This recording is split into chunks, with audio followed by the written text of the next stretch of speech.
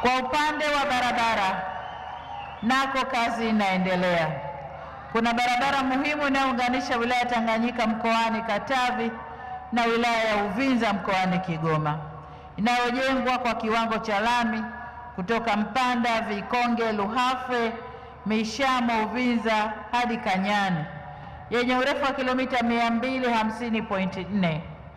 Ujenzi umefikia asilimia 15.7, ikiwa inajengwa kwa vipande vinne, na niwaahidi kwa tutaendelea kuongeza kasi na kukamilisha mradi huu muhimu.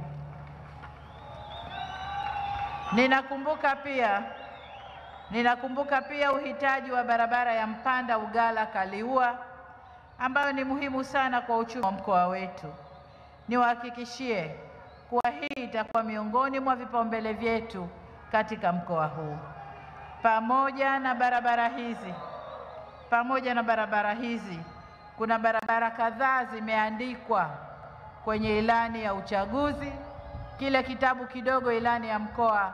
Kuna barabara tumeziweka humo zitakazojengwa kwa kiwango cha lami na kiwango cha changarawe.